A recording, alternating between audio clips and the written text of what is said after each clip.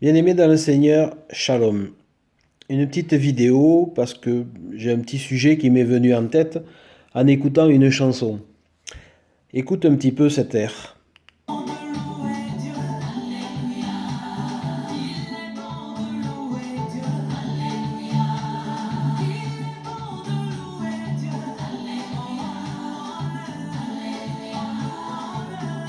Écoute bien.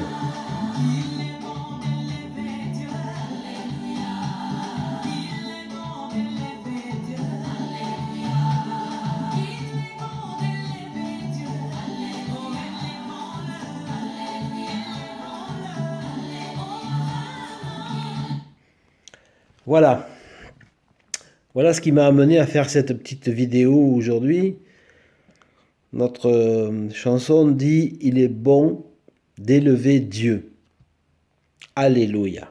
Il est bon d'élever Dieu. Nous le disons régulièrement. Il est bon d'élever Dieu. Oui, mais pourquoi? Pourquoi est-il bon d'élever Dieu? Alléluia. Mais la réponse se trouve dans Psaume 91, 1.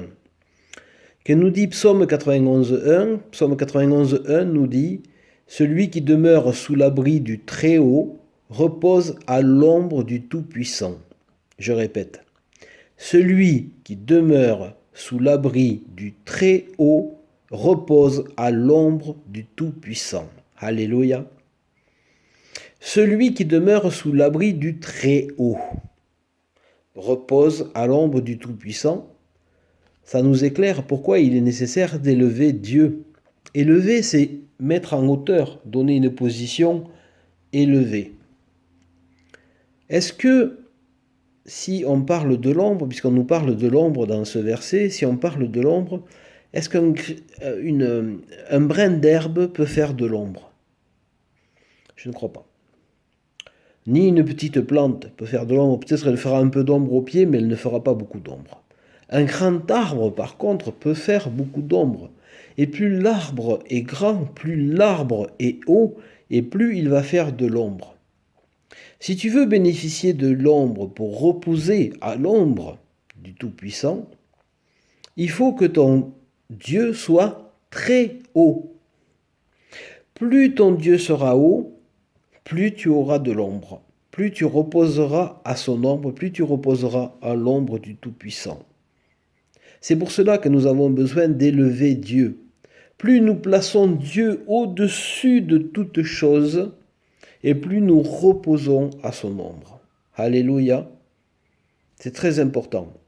C'est pour cela qu'on élève Dieu. C'est pour cela qu'il est bon d'élever Dieu. Parce que plus Dieu est haut, plus nos problèmes sont petits. Plus nos problèmes sont petits. Plus ton Dieu est haut, plus ton Dieu est fort, plus ton Dieu est tout puissant, et plus tes problèmes sont petits. Alléluia. Vraiment, ce verset est très éclairant sur cette situation, sur cette question. Lorsqu'on parle d'ombre, je pense à Jonas, le prophète Jonas, qui est allé, envoyé par Dieu. Il a eu quelques soucis pour y aller, d'ailleurs il n'avait pas trop envie. Il a été envoyé à Ninive pour prévenir les gens de Ninive de la destruction de la ville. Et lorsqu'il a prévenu, la ville, le roi a publié un jeûne pour tout le monde, y compris les animaux. Tout le monde jeûnait pour se repentir et pour que Dieu ne détruise pas la ville.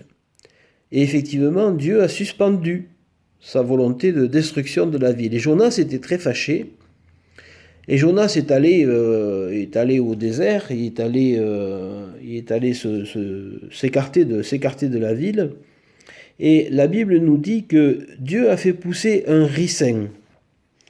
Dieu a fait pousser un ricin au-dessus de Jonas. Je lis au nom de Jésus. C'est dans Jonas 4, à partir du verset 6 et 7. L'Éternel Dieu fit croître un ricin qui s'éleva au-dessus de Jonas pour donner de l'ombre à sa tête et pour lui ôter son irritation. Jonas éprouva une grande joie à cause de ce ricin. Mais le lendemain, à l'aurore, Dieu fit venir un ver qui rongea le ricin et le ricin sécha. On voit que Dieu a fait pousser un arbre, un ricin, très rapidement et que cet arbre ayant donné de l'ombre à Jonas, Jonas était satisfait. Mais le lendemain, cet arbre a été rongé, ce ricin a été rongé par le ver et il a disparu. Ce n'est que la repentance de Ninive qui était passagère. Ninive s'était repenti et Dieu s'est repenti aussi de sa colère. Il n'a pas supprimé Ninive à ce moment-là, mais ça n'a pas duré. Le jeûne n'a pas duré. C'est-à-dire que lorsque ils ont repris leurs habitudes, ils ont recommencé comme précédemment. Il n'avait pas vraiment de repentance sincère à Ninive. Elle avait été momentanée. Et cette repentance, c'est le ricin qui s'est élevé au-dessus de la tête de Jonas, qui quelque part lui donnait satisfaction. Mais comme elle n'a pas tenu, le lendemain, le ricin avait disparu. Et Jonas n'était plus du tout à l'ombre. C'est ce qui montre que lorsque tu ne donnes pas l'importance que tu dois donner à ton Dieu, lorsque tu ne le considères pas, lorsque tu ne l'élèves pas, tu ne peux pas bénéficier de sa protection. C'est-à-dire que Ninive, n'ayant pas finalement reconnu le Dieu Tout-Puissant, ayant recommencé, étant retombés dans leurs exactions, dans ce qu'ils faisaient précédemment, ils ne pouvaient pas continuer à bénéficier de la protection du Très-Haut. Donc, le ricin a disparu et l'ombre avec lui. Lorsque nous parlons d'ombre aussi, on peut s'appuyer sur Luc 13, de 18 à 19. Luc 13, de 18 à 19 nous parle du royaume des cieux. Luc 13, 18 à 19, je lis au nom de Jésus. Il dit encore, c'est Jésus qui parle, « À quoi le royaume de Dieu est-il semblable, et à quoi le comparerai-je ? Il est semblable à un grain de sénévé qu'un homme a pris et jeté dans son jardin. Il pousse, devient un arbre, et les oiseaux du ciel habitent dans ses branches. » Amen.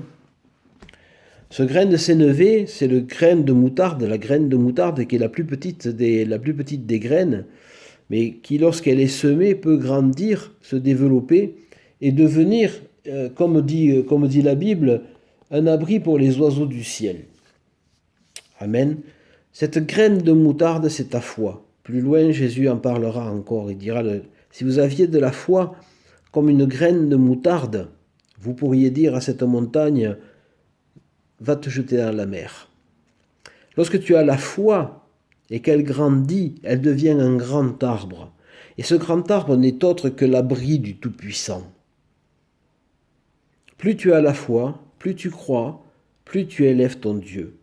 Et plus tu élèves ton Dieu, plus tu bénéficieras de sa protection et de son ombre. Celui qui demeure sous l'abri du très haut, repose à l'ombre du Tout-Puissant.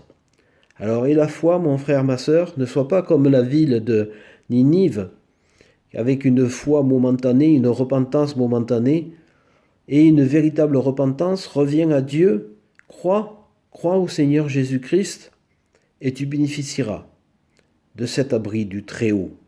Tu reposeras à l'ombre du Tout-Puissant. Il est bon d'élever Dieu. Alléluia.